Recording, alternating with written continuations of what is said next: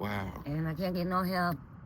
I've been here legally, but my card expired 2006, which was finally paid by a church member. Okay. Hopefully my paperwork go through. I don't know if it will or not, but that's all about a money-making thing, and I can't get no help nowhere. Social services denying me, the DMV is denying me, Social Security is denying me. I don't know what to do. I'm not racist anyway, but my stepdaughter raped me when I was 10 years old. And she didn't believe you? Yeah, she said my husband didn't want you, he wanted mine. Man, I just wanted to die. I wanted to die. You cried out for help. Yes.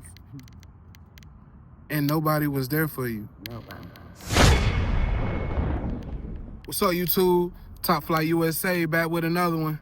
How you doing, young lady? I'm okay. I got the Lord with me. That's right. Praise God. Praise God. Who do we have the pleasure of speaking with today? My name is Claudia Steiner. I'm from Germany. Okay. I'm gonna be 59 next month, and I'm homeless. Wow. How long have you been dealing with homelessness? That's going on a year now. Okay. A year ago, what exactly caused you to be homeless? My house burned down. Fayetteville, North Carolina actually had gave me a house. We was living in a home that was abandoned. We fixed it up. They actually gave me the house for $69. They gave me the title to it, but I had to repair the house. And when I finally got somewhere where I got the cables laid for the power and everything, the inside that box had to be laid to the outside box. And I didn't have the money yet to get it done and get the plumbing done before that I could get insurance if that was done. However, I didn't have no insurance. I came down here to North Carolina to bury my mama a year ago. Oh, wow. And came back to McCall, South Carolina, and my house got burned down. And so I came back down here because I couldn't stand the pain by looking at it. Wow. Yeah. I'm sorry to hear about your mom. Yeah. You said your house burned down. Yes, sir. And you said somebody gave you a home. In Fayetteville, North Carolina, the lady's name was Dolores Permington. She works at the tax place. Okay, hold on one second. I'm gonna put the camera down while the car comes. Nah, you all right, buddy. I can edit that out. Don't worry about it. Okay. So you mentioned that you had a home given to you in Bennettsville, South Carolina? The lady works for the tax place in Bennettsville, South Carolina, and the home that I had was in McCall, South Carolina. Okay. And yeah, basically I only paid like $69 for the title of the house. Wow. And the house became mine. I didn't have no IDs to that time, but they gave it to me. Wow, what a blessing. Yeah, they managed to put it in my name, so I finally had a home that I could call my own. Right. And it was taken by fire. Wow. Yeah. So how did that make you feel in that moment when your house burned down? God, man, I screamed, I cried, I didn't know what to do, and then, I mean, I'm getting older. It's not like when you was young. I've been on my own feet since I was 10 years old. Wow. I'm sorry. But when you're young, you can go on. I mean, you've got the strength, but when you get older, your bones get weak, and you know what I mean? I feel the coldness, and sometimes I can't even walk. That's how bad my bones be hurting. Wow. And I had 2 strokes, 2 heart attacks.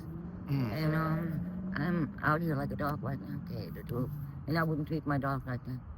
Wow. And I can't get no help. I've been here legally, but my card expired 2006 from immigration, which was finally paid by a church member. Okay. Hopefully my paperwork go through. I don't know if it will or not, but that's all about a money-making thing. And I can't get no help nowhere. Social services denying me, the DMV is denying me, Social Security is denying me. I don't know what to do. Are they denying you because technically you're an immigrant? Yes. Wow. But I've been here, I got 3 kids in this country. I got 5 grandkids in this country. I've been here legally. I paid my dues to be in this country. I was married to a military person that did 26 years in the military. Wow. Yes. So You was married to somebody who did 26 years in the military. Yes, at the 82nd Airborne Division. You been in the United States for over 20 years. Yeah, And you also had 3 children here. yes, And the government is still calling you an immigrant. yes. Wow. How do you feel about Donald Trump's deportation laws? I think it's messed up. Especially if you paid to be in this country, why would you want to be deported all of a sudden just because of new president? I mean, people worked over here. I mean, you know, I worked all my life over here. I worked for Walmart. I worked for the House of Wafer. I worked for gas stations. I worked for um, the House of Pancakes. I mean, I worked in this country. How can you just only do good? Right. It don't make no sense. So if they came and try to ID you right now, what would happen? I don't know because I don't have no ID. I'll probably go to jail because I don't have no ID, but they won't give me no ID. So what am I supposed to do? Right. And you mentioned that a church helped pay for the fees to get your Immigration. Okay. Yeah. And you're waiting on that right now? Yeah, paperwork went in Friday, and hopefully I got my marriage. I have a marriage license, my birth certificate, my driver license number. That's all I know. I mean, got 2 papers in my hand and one in my head, which is my social security number. I know my driver license number out of my head, but hopefully I can get some money. Okay. Do you think that's enough documents to keep you safe? No. Wow. Man, I don't know what to think about that. You also mentioned you've been on your own since 10 years old. Yes. Can we talk about your childhood a little bit? What happened to you at 10 years old to make you be on your own? My daddy died 1977, March 23rd, 1977. Wow. Sorry to hear about that. Yes. He was found in the garage. His back was broken. He was trying to get out, but he was laying inside the garage. Wow. And, yeah.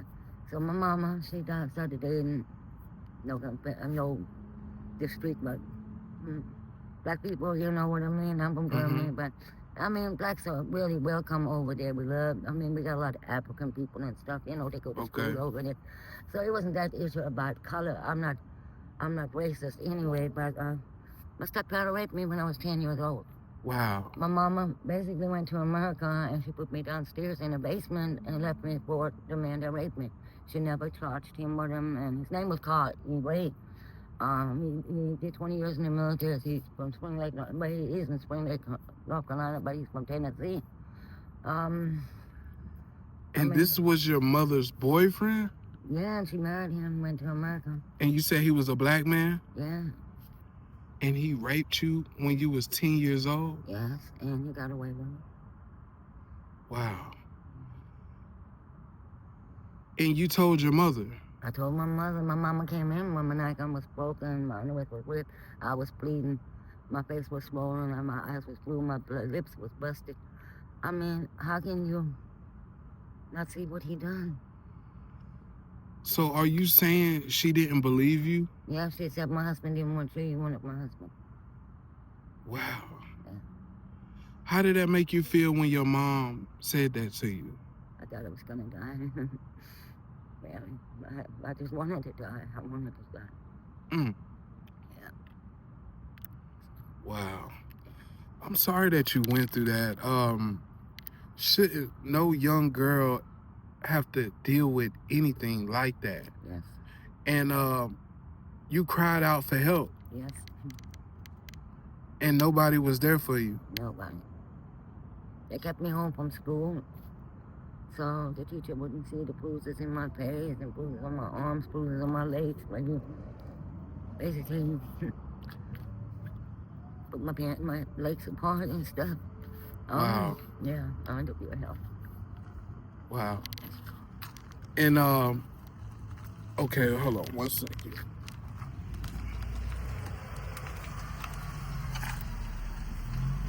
I think we might have picked the bad spot. Yeah. So at that moment, after all of that stuff happened, you told your mom, and she pretty much tried to blame the situation on you. Yeah. Um, what effect? Let's just turn around a little bit. Yeah. That look like the same guy too. I Um, just try to keep it yeah. like right here. Yeah. Yeah. So what do you think your life went at that point after that situation happened? My mama went to America. I became homeless.